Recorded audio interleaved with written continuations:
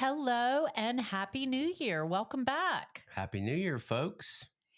We are starting a new season of the podcast, and we've got some changes afoot at Nurture Counseling. Yes, those changes mainly affect me. I have been doing my counseling practicum at Nurture, but my counseling program director decided they wanted me to get an internship experience at a clinic other than the one where my wife is the boss.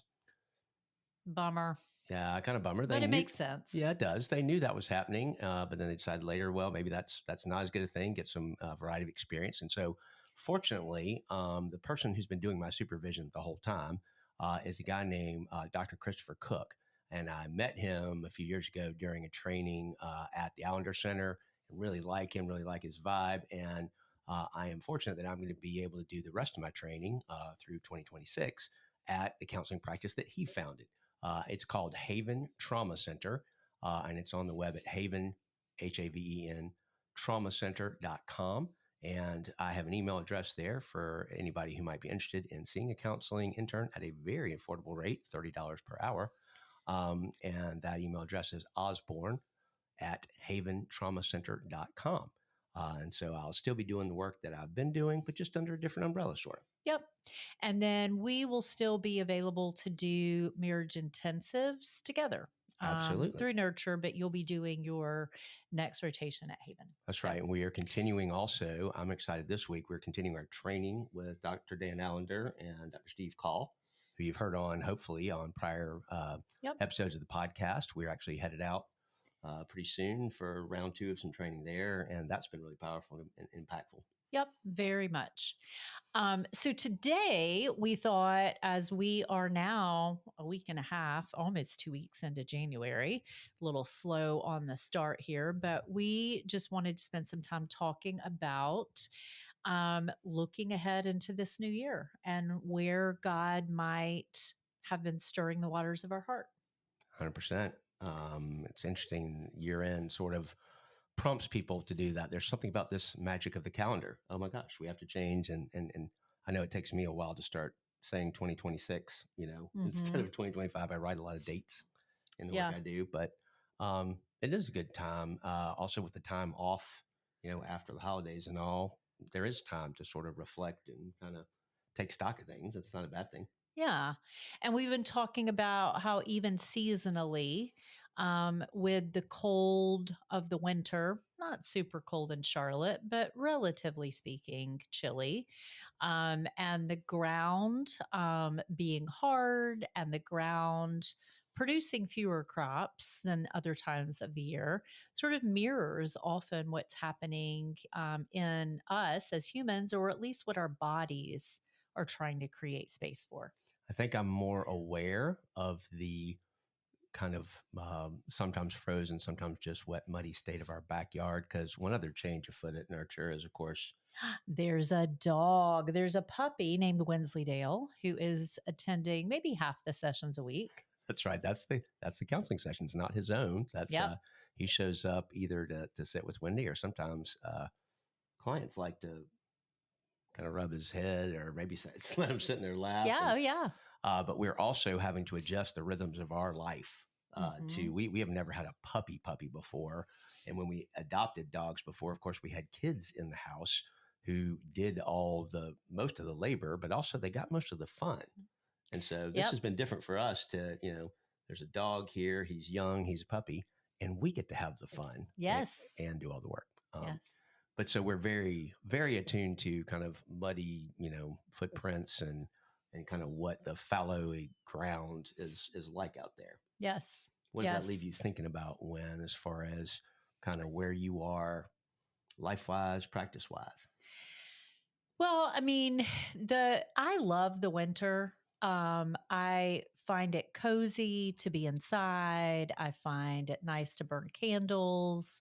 I tend to do more baking sometimes in the winter. I like having a fire.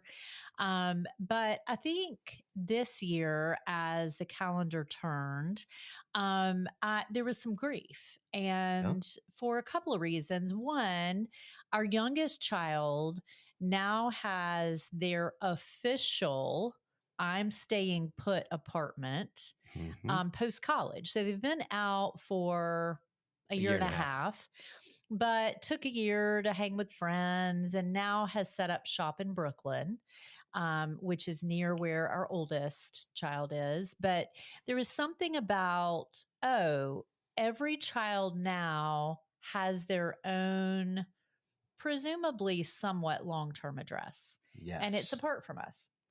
And so there's excitement in that. It was very fun to take a moving truck up over Thanksgiving and move things in and purchase things in for the apartment and set things up and get a Christmas tree and watch all the life come into fruition. But it's also sad that our home is not the primary home for any of them anymore. That's right. We're not even the majority. The majority of the family, at least for a while, was us here. But now Hmm. there's two in Brooklyn and two here, so it's a tie. I Yeah, guess we two can in North say, I Carolina. guess we can say three in North Carolina, two kids and the two of us. Yes, So yes. um, yeah, and it was noticeable also just even the logistics of being able to get together with everybody. Everybody's got a job and everybody's got a partner, and that means schedules are tight Yep. and negotiations have to be entered. Yeah. My Oh, yeah. background comes in handy there. How do we broker a deal here to get everybody together? Yes. And so we had such a lovely time in the mountains at Christmas with all the kids and two of the three partners. And you and I both had a bit of a letdown when we got home because there was such fun and laughter and good conversation and good food. And then we came back and it was quiet. Other than Wensleydale and That's his true. sometimes inopportune barking. Um, Yes. but yeah, it didn't even hit me for a while that it was a letdown. I couldn't even name it. I just knew I felt off. I knew I Hmm. felt kind of out of sorts and kind of more prone to distraction and, not really just sitting with my heart, unfortunately. Yeah. And then I think the other thing is just, another year means I'm aging. Mm. And I'm now about to exit well, I guess I'm still in my mid 50s, but I feel more the tiredness, the achiness. I was diagnosed with an autoimmune issue in the fall. And while it's under decent control, I just feel my finitude in ways that I frankly don't like to feel. Yeah, I relate to that. I've got a couple of knee injuries that aren't devastating. Lots of people have far worse ones, torn ACLs and things. I've got like a torn meniscus, but it's enough to cause pain just sort of randomly. But it also inhibits my soccer or running or walking. I'm, got again glad for good medical care and opportunities to care for that. But it just everything takes longer to get over. I think we had some different ones of us had flu over the holidays, and it just takes longer to recover than it Hmm. felt like it used to. Yeah. And so I think it has me thinking this year about the fact that I don't like being in places I don't understand, that I don't like being in uncomfortable places, places that I would call like the wilderness, like Oh, a yeah. place that I don't choose to go. Like we used to joke, like I grew up camping and then I think I had my fill. So I'm like a bed and breakfast girl now.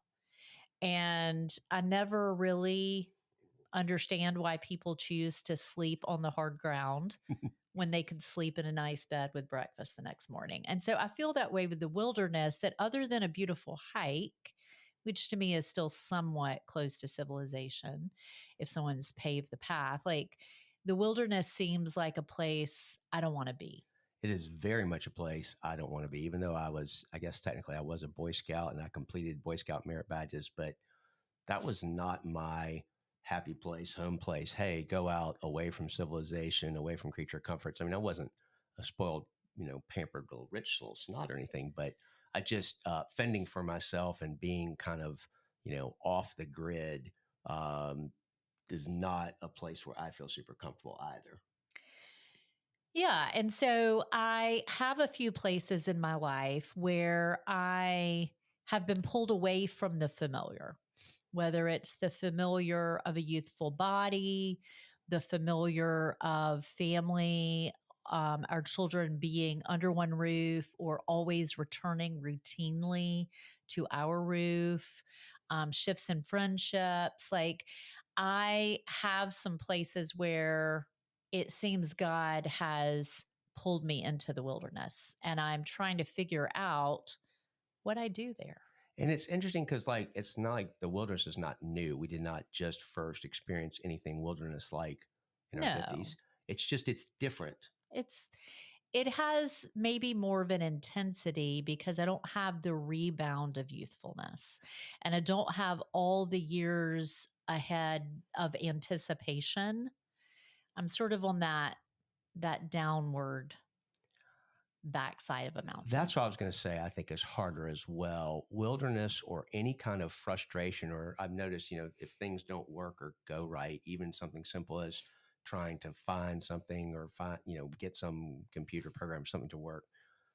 I have more of a sense of the finitude of time. Like, look, I Yeah. I don't know how long I have left on this earth, but yeah, I know it's less. Mhm. And I'm more acutely aware of that in an aging body than I was at 30, 35, 40, where I could sort of take more things in stride. Like, you know what? This is taking longer, but it'll take time to figure it out. Now I'm like, you know what? I don't have time to mess around with stuff Mhm. not working. I feel like it shows up for me there. Yeah. Yeah. Um, And then it takes me into this question of what is my theology of the the metaphoric wilderness? What is my theology of suffering and God's presence? Like trite answers don't do the trick the way they no, did when I was 20. I resonate with that as well. Uh, just being more acquainted with grief, acquainted with suffering, or you know things not working right, is sobering, I think. And so a platitude, a band-aid, is just not going to. It's not going to work. And I would say too, in the work that both of us do, if not just looking at our own lives, looking at the suffering and the pain that a lot of people that we know that we care for in our jobs are walking through and Hmm. carrying. That's sobering. That's like, Hmm. these are real things going on. And that's before you even step back and look at anything on a national level or a country level, anything like that. Yeah. That's a whole nother layer. Yep.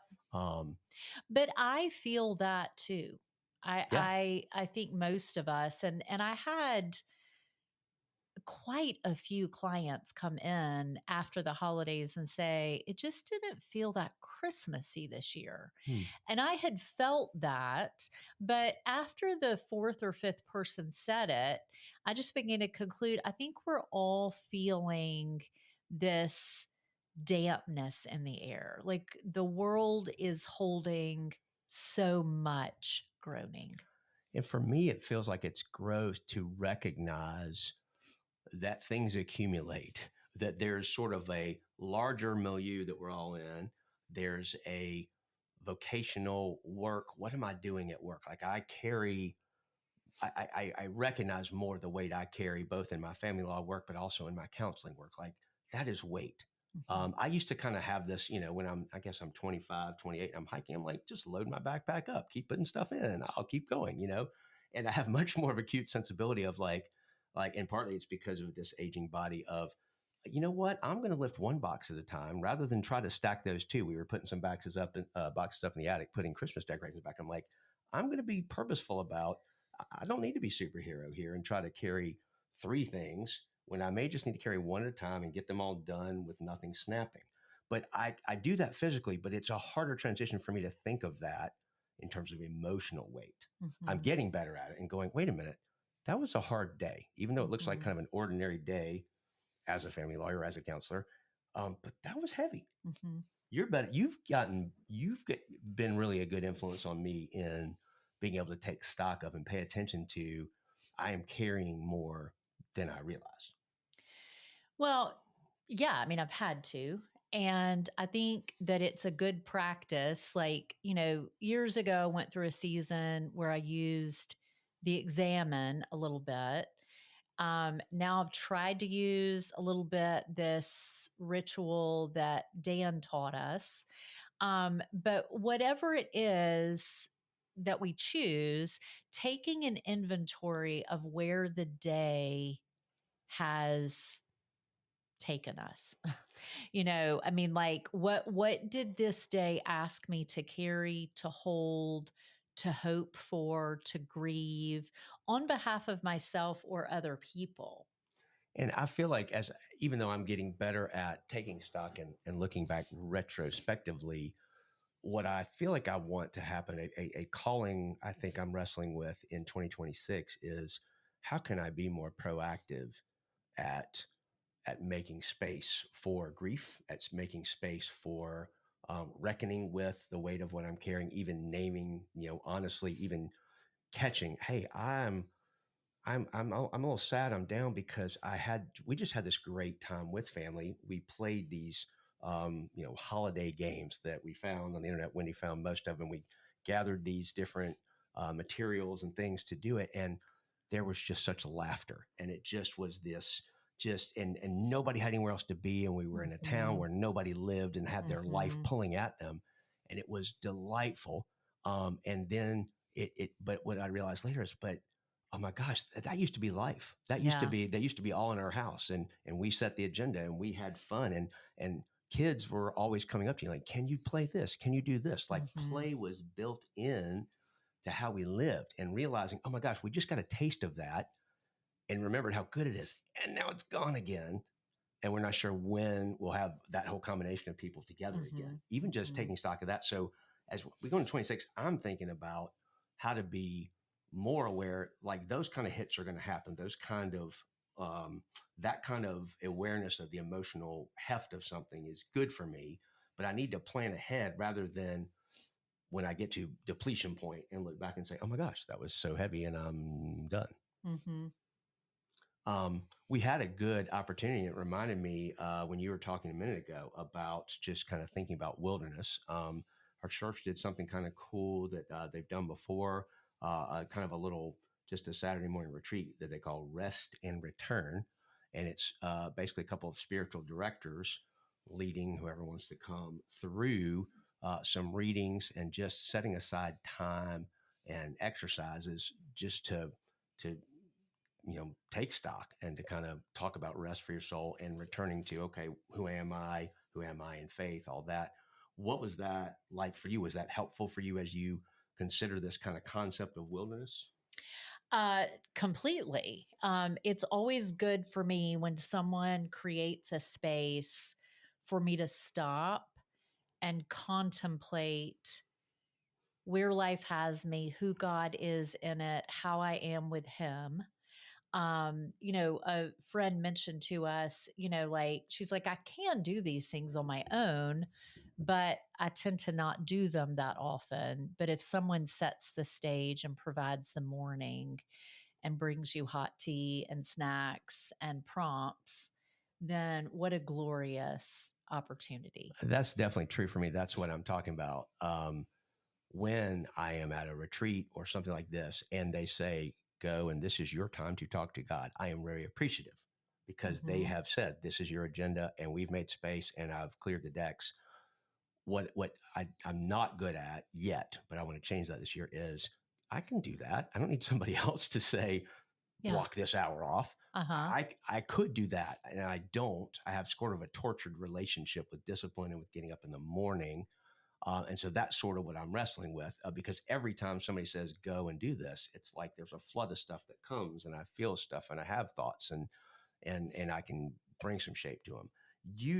One of the things that you do to bring shape to kind of the thoughts and with a retreat and things like this is your poetry. Do you Hmm. have one that's sort of on this topic? Yeah. So this is what I wrote yesterday as I was sitting in a cozy chair thinking about the story of Moses and the burning bush and him being out in the wilderness, tending to his father in law's flocks. And then suddenly God was like, hey, look over here. There's a bush on fire, but it's not burning up. And then it's like he called Moses over, but then he was like, stop, don't come any closer, take your shoes off. This whole like, God, what are you wanting here? You know, do you want me Yeah. close? Do you want me far? What are we doing? What's happening? And it just made me think of how I feel in some of these changes in my life, which are not ones that I necessarily have picked out for myself. Okay. So I'll just read it. Yes. I would call it a prayer. Um, Poetry is a prayer. You have brought me out into the wilderness, an invitation to a land I've never seen before. I want to go back to the familiar, to the things I've always known, and to the dreams I've always dreamed. There is no one around I recognize, and I am lonely here. My heart feels unsettled, afraid of what could await me. I've been warned that you don't come to places like this, that barrenness is evidence of your absence. But I was following you when I got here. I am befuddled and terrified of what this could mean. Are you, the God I have loved from my youth, turning against me? What will become of me without you and without all I have held dear? Tears rush from my eyes and wails explode my lungs. My hands cover my head as my body curls up on cold dirt. It's then that I hear your voice, and you are most definitely calling my name. Your calloused fingers wipe my face as your ears tune in fully to my screams. Scarred hands hold mine upon my cheeks as you whisper, I was made from and in and for places just like this. And frankly, my child, so were you. We are here and you are worthy. I am good. This ground is holy. Please stay. And so Oh, wow. it was this, I felt God saying, will you just stay here with me? It's foreign. You don't know what's over the next hill, around the next turn of trees, but will you just stay? I have a plan for us here. I mean, that just first that you produced that in such a kind of a compact amount of time, it resonates with so much depth and questions. I love especially the part I've been warned that you don't come to places like this, Mm. that barrenness is evidence of your absence, but I was following you when I got here. Yeah. Like the frustration of that really feels Yeah. really palpable. I'm befuddled. What does this mean? Is this wilderness that you've led me to, like Jesus got led into the Yes. wilderness and Moses Yes. into the wilderness? Yes. Or is this, I wandered off course and I got myself here and I'm just stuck off the map and Yes. it's my daggum fault? I'm off the narrow road. And Right. it could feel Yeah. like, sometimes it's not terribly clear either way. And then just the honesty of that question, what will become of me if you're not here? What will become of Yeah. me without you? And then that tenderness of it's just very visceral there on the cold ground. And then God's voice and God's presence. That is just so beautiful. Well, I mean, I find I have to slow down and recognize the embodiment of my experience. Yes. And in that exhaustion, I think is where I physically feel his presence, where it's a visceral sensation. It's not a cognitive exercise of like, I'm going to remind myself you're here.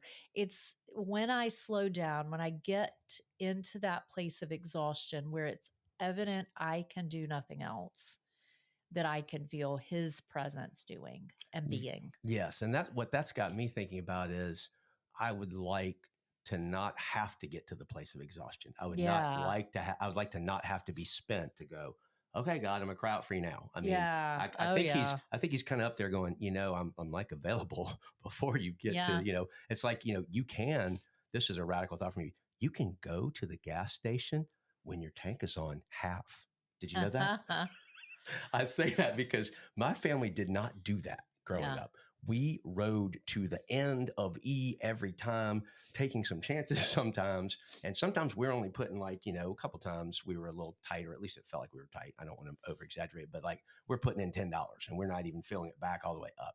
It was adulthood before I'm like, you know what? I don't have to wait until below a quarter tank. but it's still my instinct is, well, let's exhaust it. But with physical energy, Mm-hmm. spiritual energy, emotional energy, that's not good. I want to keep doing that.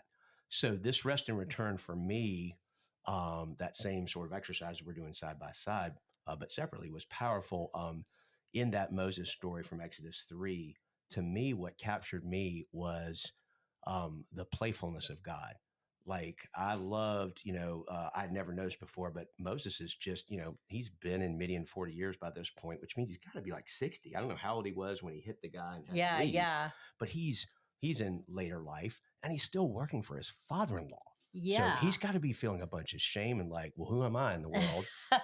And so the passage says he wandered far off and he's wandering literally through the wilderness, and he ends up at Mount Sinai, which I don't think was their backyard. So he's just kind of aimlessly wandering, and God shows up and is like, watch this. And to me, it just read as playful, like Uh-huh.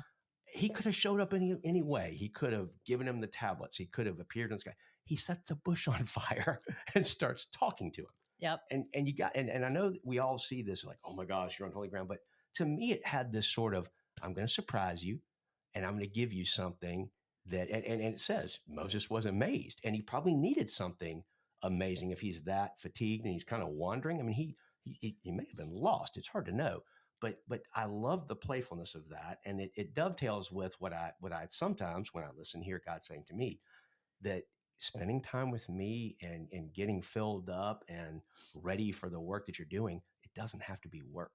It could be play. It could be Uh-huh. fun and adventure. Does that concept kind of capture Totally. anything Well, for I'm you? even thinking the scene you just described, like it's like God doing this magic trick. Like I have a little client who comes in who's 7 and he likes to show me his latest magic trick. And there's something so endearing about it. So it's like God saying, hey, look, it's on fire and it's not going to burn. Right. And outside this tree in the wilderness at the base of Mount Sinai that doesn't burn up, that ground is holy Yeah. out here in the middle of nowhere. So it's like wherever God is, which I believe is everywhere, is holy ground. And so, yeah, I'm totally with you on what So you're it's a saying. side tangent, but it is related here. The church we go to has a men's retreat every year at Montreat. And the church we used to go to also has men's retreat at Montreat. I've been to Montreat probably 15 times. I don't know if I've got the count right.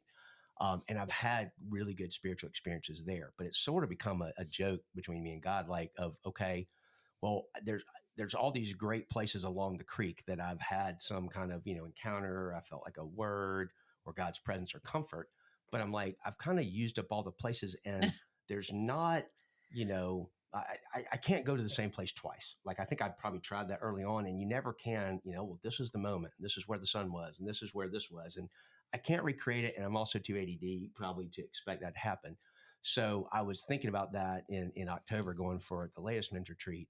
And I can't even describe it all, but all I can say is God showed up in a way that felt super playful. Like he showed me sort of a symbol or something that I view as an Ebenezer that nobody else would, but that I view as an Ebenezer, and they were just placed in a place right where I was walking, and it just made me just laugh and maybe just go, it's like, I can still meet you here. Yeah. You have not exhausted all the beauty of Black Mountain, North Carolina, or how I can show you. And it made me just sort of laugh.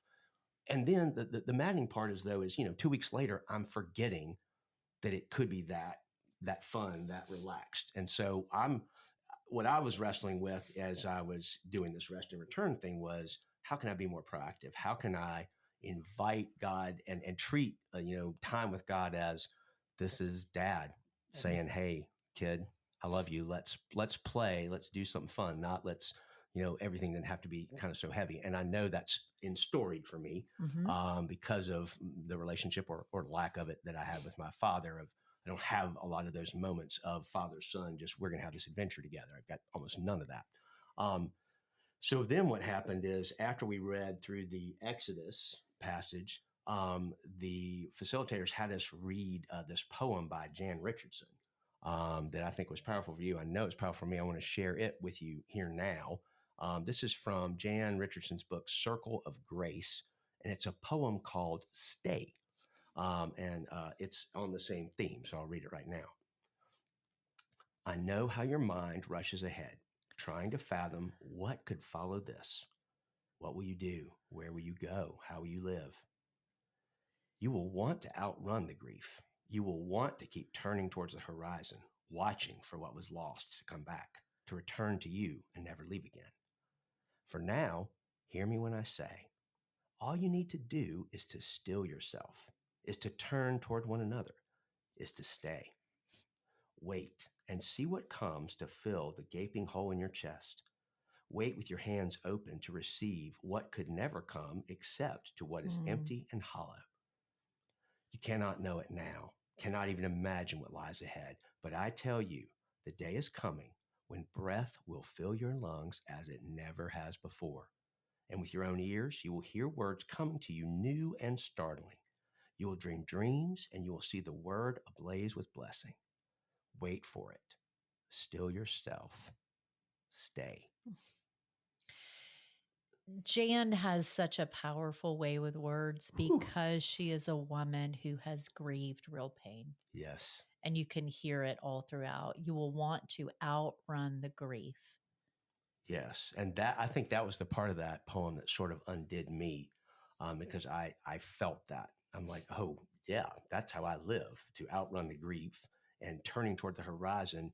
The only thing that I experienced a little differently was I often turn towards the horizon of not just, I don't watch as much for what was lost, hoping it'll come back. I'm like, well, what'll come next? What'll come next to fill me up? But it's not necessarily, God or faith or whatever. It's just, what's the next entertainment? What's the next activity? What's the next thing I can get kind of lost in and get away from my heart? So it was really powerful for me to hear this invitation from God, that, hey, this is going to be play, but I need you to stay to do it. And so what I kind of realized this is when I started to connect the dots of, oh my gosh, we had all that play with our family. And it was so fun. It was a reminder of older times of a younger family when play was part of everything. And I was recognizing, wait a minute, that's a real loss. Kids are built-in play instigators. And I'm a person who needs play instigators in my life. Yeah. And the three best I've ever known, aside from you, are only marginally available. And they still are playful, fun people. And we still are in contact and all that. But the center of the house being different. And so they're not 10 and 8 and 6. Yes. And they don't live here. Yeah. And so the question they had given us at the beginning of the time together was, what is held within you that this current season is expanded? What is it, kind of piggybacking on that idea of that you talked about, of the soil that gets frozen in the wintertime and it kind of contracts, but it's making space. And there's a lot of good stuff happening in fallow soil so that spring can happen. And that's where I realized, oh my gosh, that capacity and that excitement about play and play as an invitation to be with God in that kind of way. I can have that capacity and bring that to other people. Like it made me realize that's what I loved about teaching when I was a professor, and when I get to mentor people still today, and to some degree in counseling. I like the fun of, let's make this fun. Let's make this playful. That capacity that I think you and I developed with these three kids in our house, well, there's still places for that. And that was sort of a comforting thing. And I felt God just saying, look, this is your call. And so a lot of people in our church community will pick a word of the year. I've done it once or twice and found it kind of helpful. This one, it's stay and play. I got 3 words, but I'll remember it. Give a phrase of the year. Phrase, exactly. And I want to hold on to that, like stay and play, because what my heart is prone to do is to leave and thieve. And what I mean by that is I normally am leaving this body and this mind and this heart even to think other things or feel other things and to escape the hard parts. And that's what I was trained to sort of do growing up, getting lost in TV, entertainment, whatever. And trying to steal joy, steal other people's laughter, steal other people's play is what I do. Not steal it, but borrow it, comedian, make me laugh. And so I hope that will be sort of my watchword for this year, and something that we talk about just as a couple with a less populated nest, populated with no rugrats, but little cats and dogs.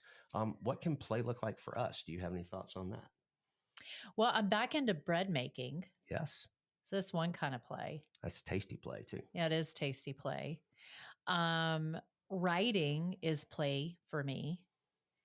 Um, yeah, I don't know. Well, and I would say part of it is being back, having the podcast back up, Yeah, that's very because we enjoy playful. doing this and we are grateful that there are people who listen and appreciate it. We hope it's meaningful to you. Feel free to like, subscribe, share, all that. Wendy hates anybody hearing that, but um, we appreciate that there is a listening audience out there. We're grateful because this is something we do that we hope is nourishing, encouraging for you guys. It certainly is for us. Yep. So take care till next time. Happy weekend. Blessings.